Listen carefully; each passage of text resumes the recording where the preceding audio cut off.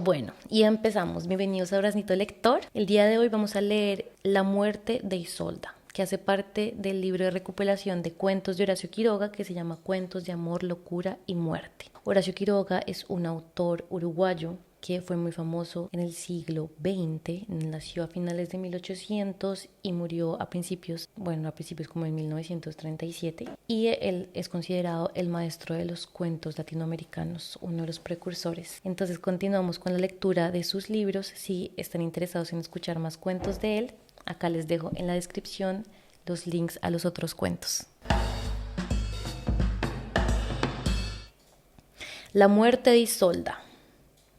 Concluía el primer acto de Tristán e Isolda. Cansado de la agitación de ese día, me quedé en mi butaca, muy contento de mi soledad. Volví la cabeza a la sala y detuve enseguida los ojos en un palco bajo. Evidentemente, un matrimonio. Él, un marido cualquiera, y tal vez por su mercantil vulgaridad y la indiferencia de años con su mujer, menos que cualquiera. Ella, joven pálida, con una de esas profundas bellezas que más que en el rostro, aún bien hermoso, reside en la perfecta solidaridad de mirada, boca, cuello, modo de entrecerrar los ojos. Era, sobre todo, una belleza para hombres, sin ser en lo más mínimo provocativa, y esto es precisamente lo que no entenderán nunca las mujeres. La miré largo rato a ojos descubiertos porque la veía muy bien, y porque cuando el hombre está así en tensión de aspirar fijamente un cuerpo hermoso, no recurre al arbitrario femenino de los anteojos. Comenzó el segundo acto. Volví aún la cabeza al palco y nuestras miradas se cruzaron. Yo, que había apreciado ya el encanto de aquella mirada vagando por uno y otro lado de la sala, viví en un segundo, al seguirla directamente apoyada en mí, el más adorable sueño de amor que haya tenido nunca. Fue aquello muy rápido, los ojos huyeron, pero 2 o 3 veces, en mi largo minuto de insistencia, tornaron fugazmente a mí. Fue asimismo con la súbita dicha de haberme soñado un instante su marido, el más rápido desencanto de un idilio. Sus ojos volvieron otra vez, pero en ese instante sentí que mi vecino de la izquierda miraba hacia ella, y después de un momento de inmovilidad por ambas partes se saludaron. Así, pues, yo no tenía el más remoto derecho a considerarme un hombre feliz, y observé a mi compañero. Era un hombre de más de 35 años, de barba rubia y ojos azules de mirada clara y un poco pura, que expresaban inequívoca voluntad. Se conocen, me dije, y no poco. En efecto, después de la mitad del acto de mi vecino, que no había vuelto a apartar los ojos de la cena, los fijó en el palco. Ella, la cabeza un poco echada atrás y en la penumbra, lo miraba también. Me pareció más pálida aún. Se miraron fijamente, insistentemente, aislados del mundo en aquella recta paralela de alma a alma que los mantenía inmóviles. Durante el tercero, mi vecino no volvió un instante la cabeza, pero antes de concluir aquel, salió por el pasillo lateral. Miré el palco y ella también se había retirado. Final del idilio, me dije melancólicamente. Él no volvió más y el palco quedó vacío. Si se repiten, sacudió largo la cabeza. Todas las situaciones dramáticas pueden repetirse, aún las más verosímiles, y se repiten. Es menester vivir, y usted es muy muchacho, y las de su Tristán también, lo que no obsta para que haya allí el más sostenido alarido de pasión que haya gritado alma humana. No quiero tanto como usted a esa obra, y acaso más no me refiero, querrá creer al drama de Tristán, y con él las 36 situaciones del dogma, fuera de las cuales todas son repeticiones. No, la escena que vuelve como una pesadilla, los personajes que sufren la alucinación de una dicha muerta, es otra cosa. Usted asistió el preludio de una de esas repeticiones. Sí, ya sé que se acuerda. No nos conocíamos con usted entonces, y precisamente a usted debía de hablarle de esto, pero juzga mal lo que vio y creyó un acto mío feliz. ¿Feliz? Óigame. El buque parte dentro de un momento, y esta vez no vuelvo más. Le cuento esto a usted, pero si se lo pudiera escribir, por 2 razones. Primero, porque usted tiene un parecido pasmoso con lo que era yo entonces, en lo bueno únicamente, por suerte, Y segundo, porque usted, mi joven amigo, es perfectamente incapaz de pretenderla.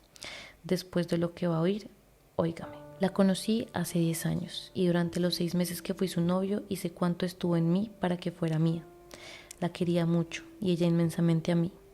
Por esto cedí un día y desde ese instante mi amor, privado de tensión, se enfrió.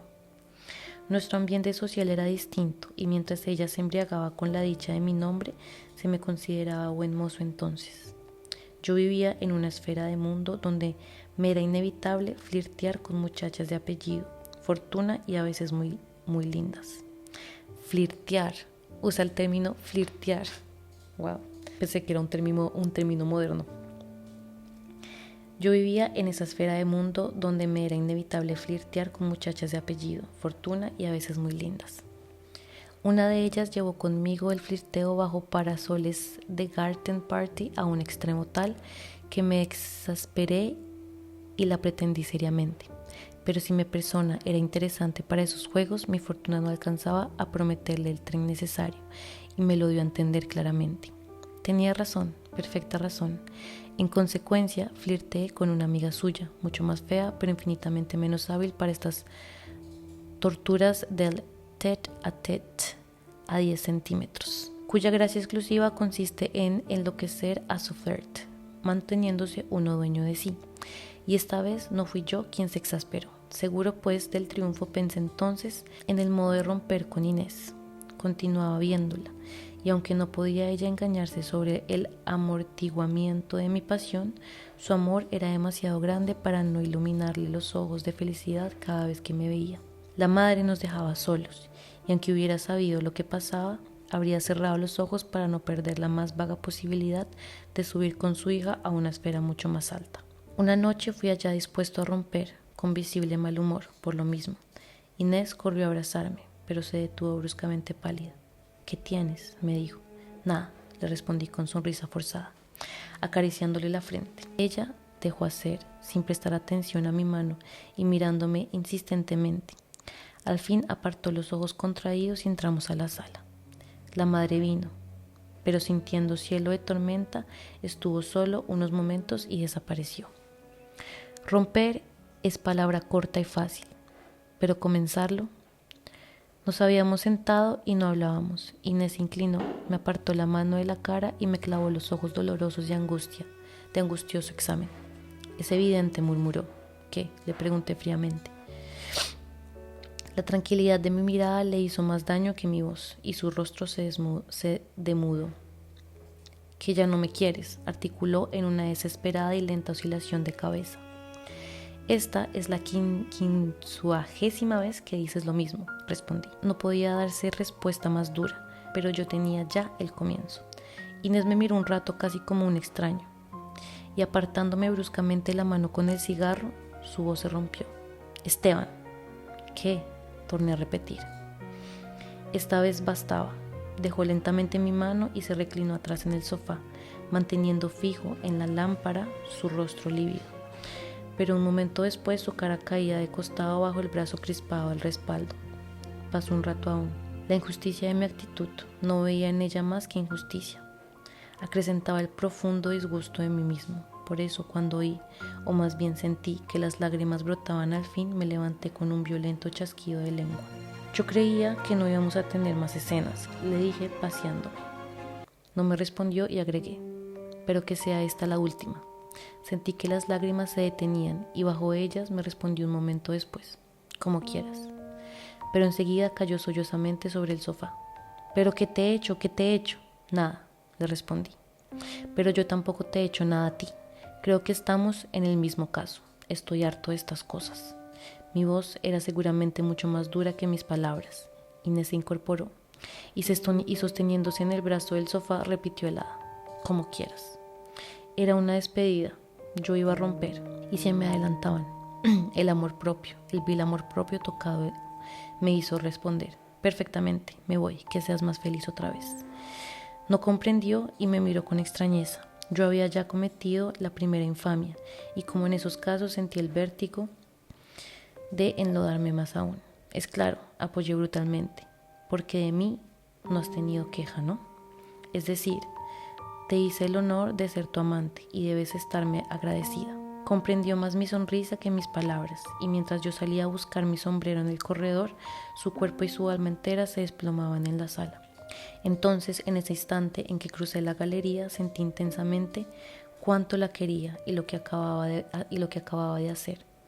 Aspiración de lujo, matrimonio encumbrado, todo me resaltó como una llaga en mi propia alma, y yo que me ofrecía en subasta a las mundanas feas con fortuna, que me ponía en venta, acababa de cometer el acto más ultrajante con la mujer que nos ha querido demasiado.